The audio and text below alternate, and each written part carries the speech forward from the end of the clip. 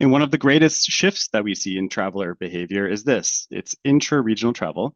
And I'm offering a definition here, basically that more and more travelers are choosing to fly to destinations that are a little closer to home to reduce the risk of encountering challenges, to reduce costs. And because since the pandemic, when consumers were really only able to travel locally, people are realizing that you don't need to fly halfway around the world to have an incredible holiday. There is a lot to explore more locally as well. Now, importantly, in this last sentence here, it also represents a reshuffling of inbound tourism demographics, meaning if you're a destination in APAC, you might notice that your target audience is changing. It's good to be aware of this, and then, of course, to adapt and to pivot your offerings to cater to this emerging demographic. And we see how big interregional travel is in our data. So you can see in the chart here that by far the majority of trips being taken in APAC are from APAC travelers. And it's also the fastest growing inbound segment. So over the next 5 years, more new trips will be taken within APAC from APAC travelers than from all other regions combined. In 2025, interregional travel represented 68% of travel spending in the region, and 5 of the top 7 source markets are all APAC countries. So as we mentioned, interregional travel is a function of growing uncertainty in the world and the growing regularity of challenges. And here I'm listing out some geopolitical challenges that impact travel directly. So for example, there are no fly zones in the world. Finnair routes to Asia are up to 40% longer as a consequence.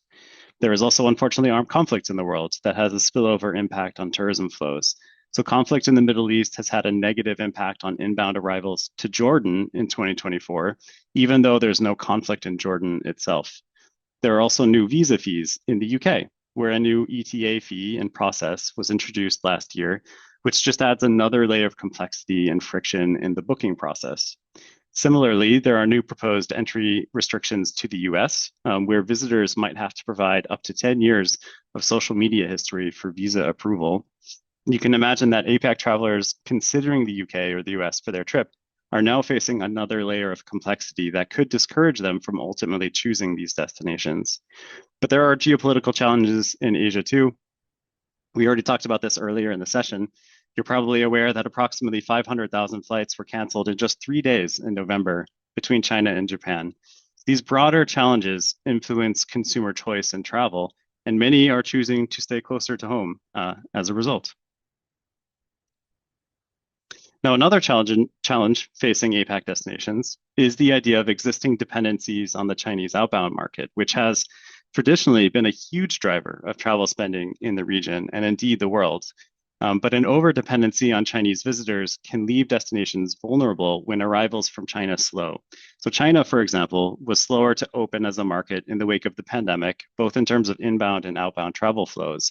And growing economic uncertainty in China has also put a question mark on China as a source market. And that's what we're looking at in this chart. So here I'm leveraging data from our travel forecast model, which models the likely impact of future travel flows based on different economic scenarios.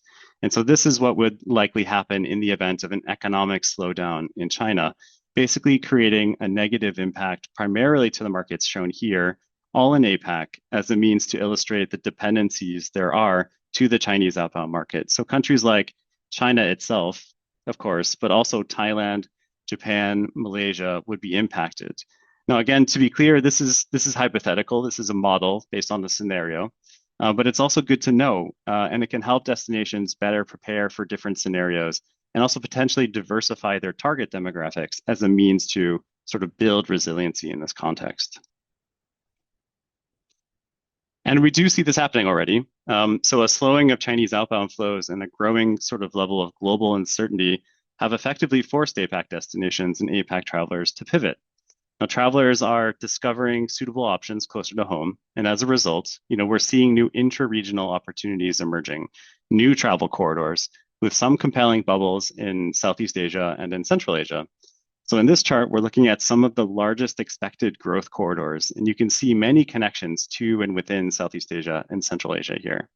Now, this is providing really interesting opportunities for travel operators in the region. So Air Asia X, for example, has nearly doubled their sales since 2019 by specializing in this sort of mid to long haul, low cost carrier space to both drive value for value-conscious consumers, but also by exploring new air routes in the region that have facilitated so many new travel opportunities in Southeast Asia in particular.